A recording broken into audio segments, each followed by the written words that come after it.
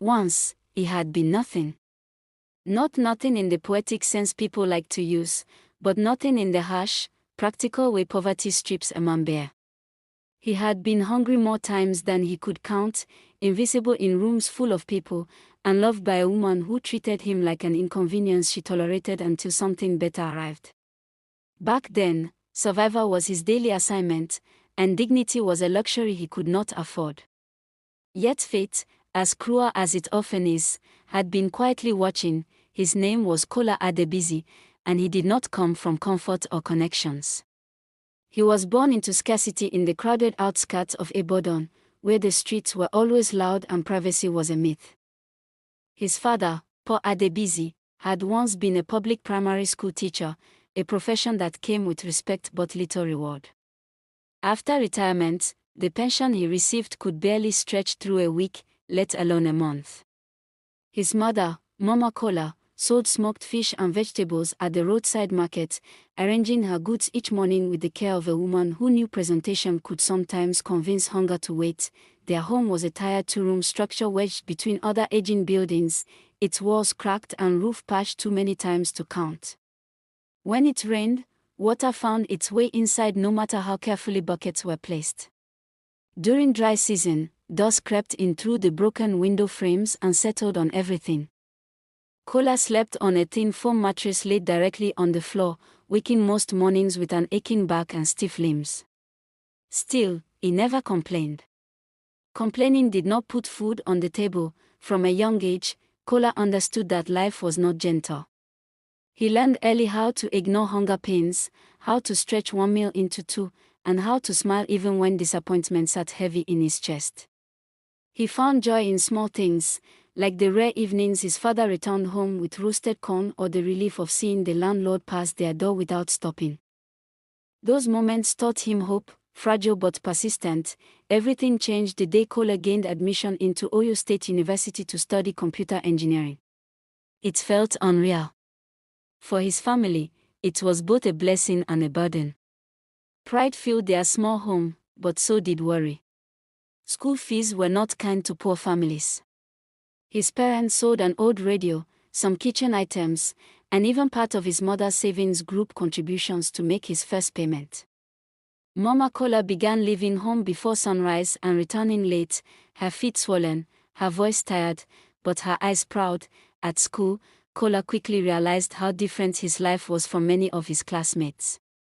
While others wore fresh sneakers and talked about weekend parties, he rotated the same 2 pairs of trousers and washed his shirt until the collars faded. He did not mind. Fashion did not interest him. His focus was singular, graduate with skills strong enough to change his destiny. Most nights, he stayed behind in the computer lab long after others had left, teaching himself coding languages, system security, and web development far beyond what lectures required. Security guards often found him alone, hunched over a glowing screen, chasing knowledge with the desperation of a man who knew failure was not an option. There were days he survived on nothing but soaked gari and water, swallowing hunger quietly so his parents would never know. Graduation day came. And with it, hope. Kola imagined a decent job, a steady income, maybe even a small car within a few years. Reality, however, had no interest in his plans. Weeks turned into months. Job applications disappeared into silence. Offices promised callbacks that never came.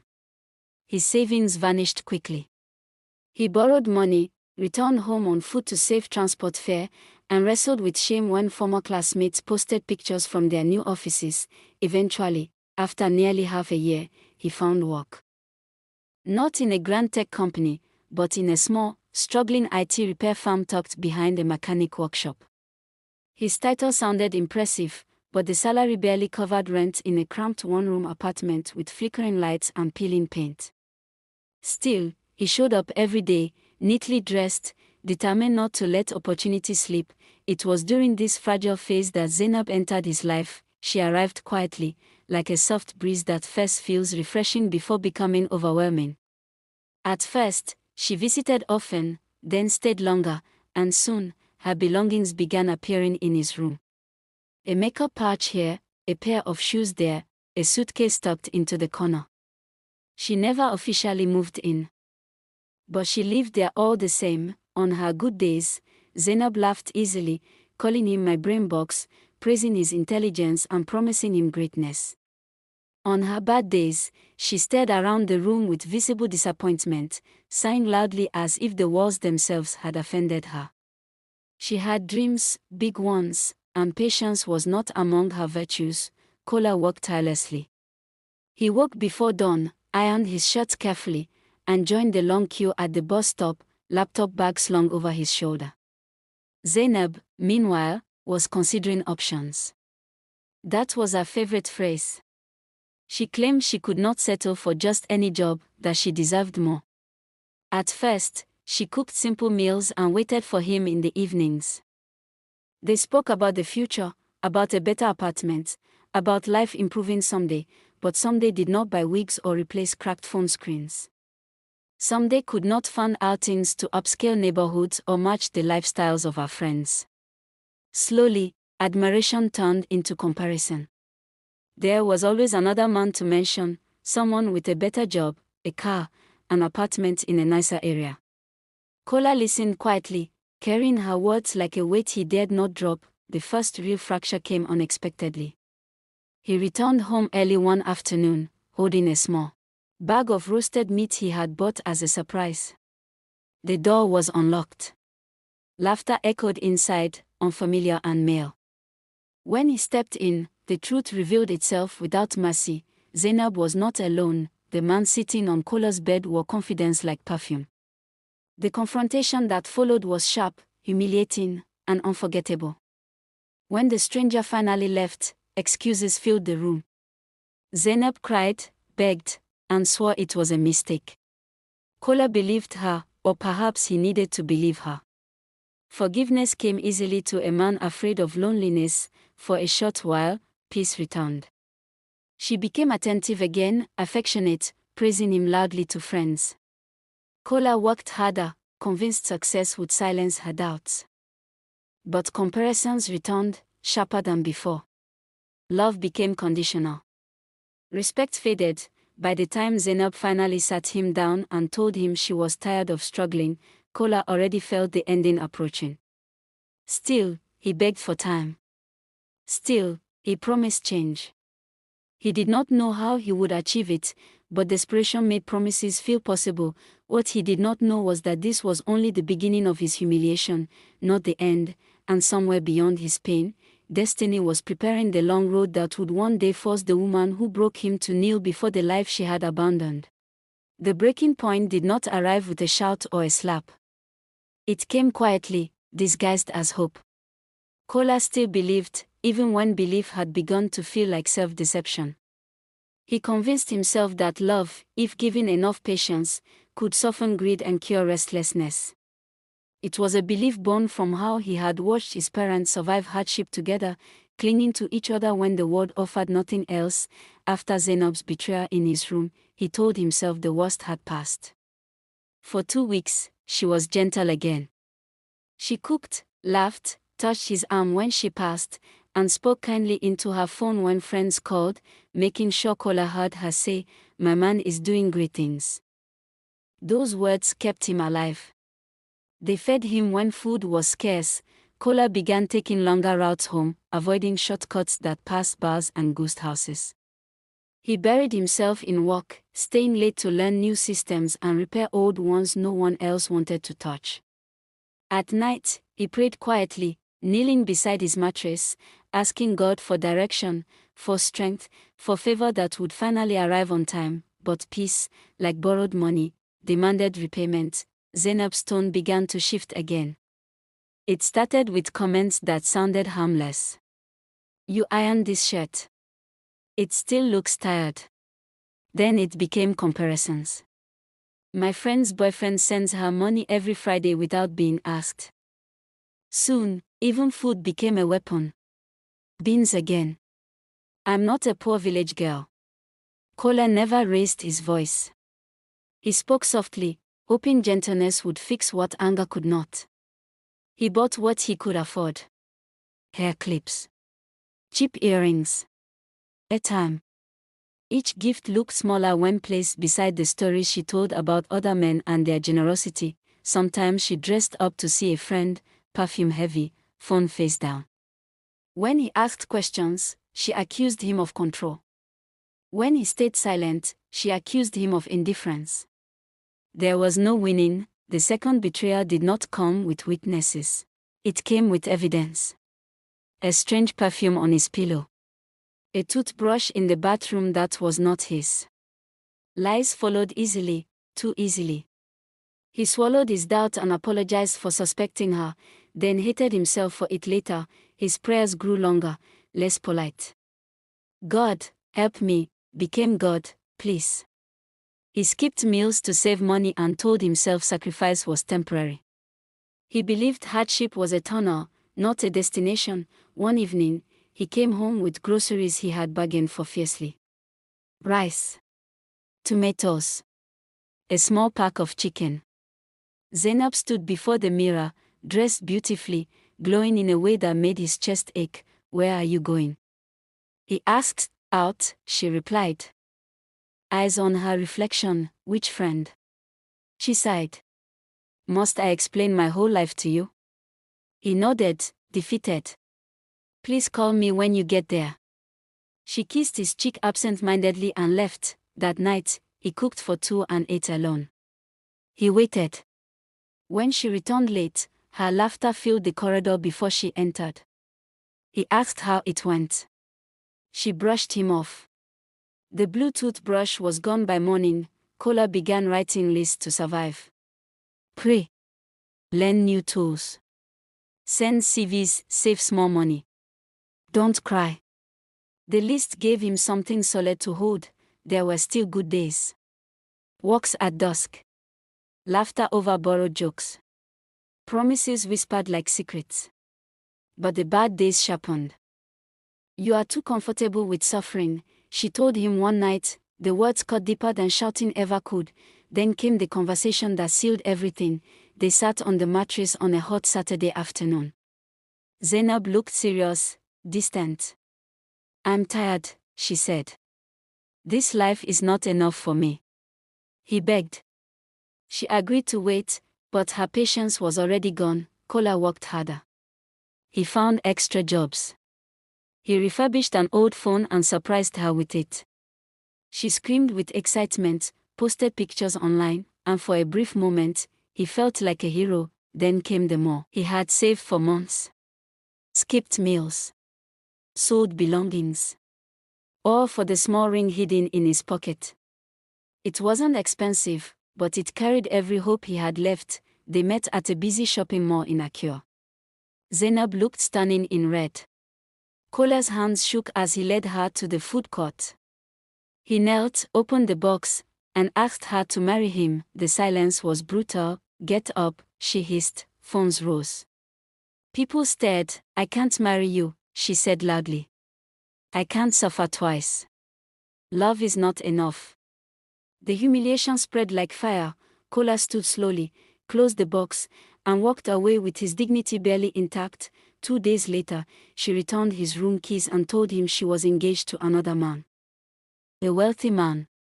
She said it calmly, as if announcing the weather. After she left, Kola's world went grey. The video of his rejection went viral. Strangers laughed, judged, advised. He stopped answering calls. Stopped eating. Stopped caring. One rainy night, the pain became unbearable. He walked to a bridge, stood at the edge, and considered ending everything. A stranger stopped him. A simple man with kind eyes. Your story is not over, he said.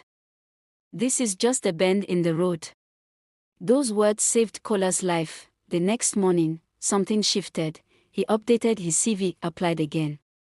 Hope returned, fragile but alive. Then his phone rang. It was Bamadil, an old classmate. There was a job. A real one, Kola interviewed. He impressed them. 3 days later, he got the call. A new beginning had arrived, but the true test of destiny was still ahead, and somewhere, Zainab was walking toward a future she believed was secure, unaware that time was quietly rearranging everything she thought she knew. Kola's rise did not happen overnight, and it did not happen gently. The new job demanded everything from him: discipline, humility, and hunger for excellence. He arrived early, left late, studied systems others ignored, and solved problems before they became disasters. Supervisors noticed. Clients requested him. Promotions followed quietly, then loudly. Salaries increased. Confidence returned. He moved apartments, bought a modest car, and sent money home monthly. Yet success never erased memory. Pain sharpened him. Humiliation became fuel. Every achievement reminded him of the breach, the rain, and the stranger's words that redirected his life forever etched inside his soul. Kola invested carefully. Learning markets the way he once learned code. Properties came first, then partnerships, then quiet wealth that multiplied while he slept. Years passed. His name gained weight in rooms where decisions mattered. He built a home in a guarded estate in Abeokuta, elegant but restrained.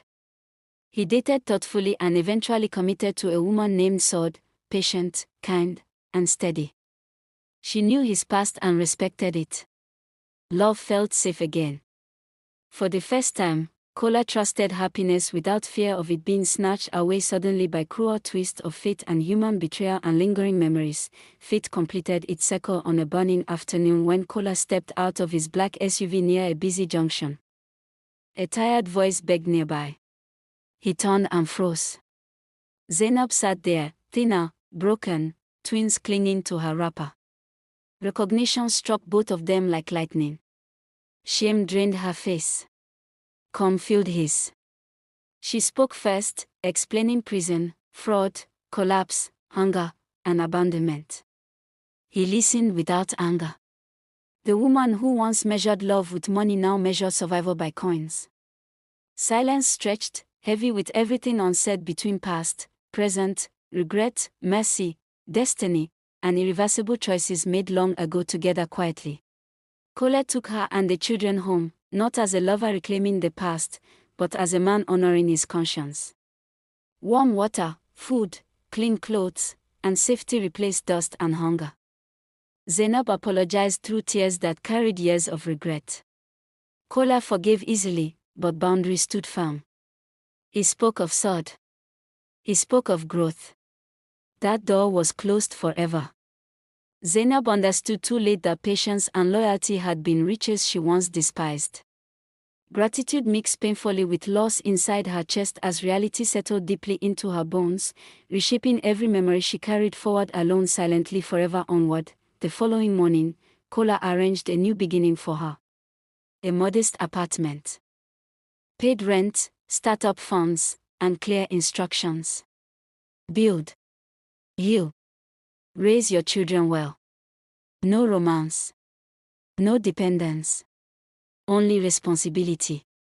Zainab wept as he left, clutching opportunity she never expected. Watching his car disappear, she finally understood consequences. Wealth could vanish. Character remained. Kola drove away lighter, unburdened, certain he had done right.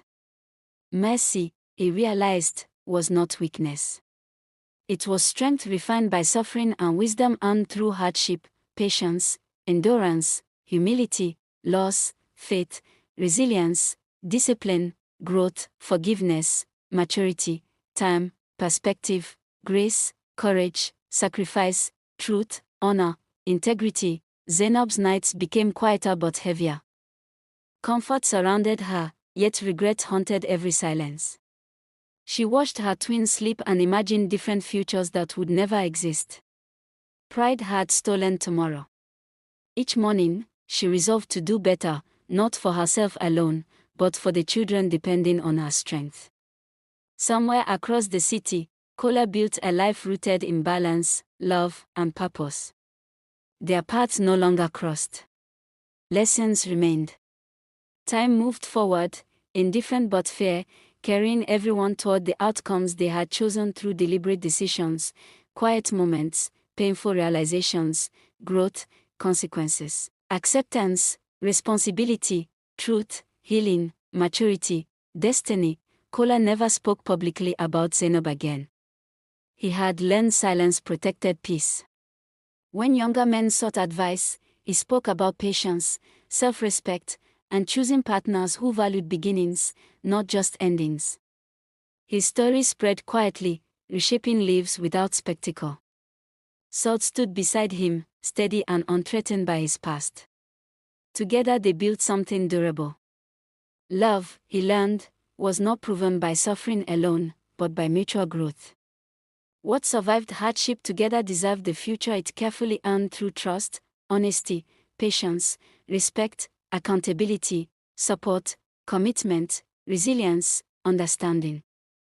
Forgiveness, communication, vision, discipline, humility, consistency, faithfulness, maturity, partnership, balance, wisdom, longevity. Years later, Zainab rebuilt modestly.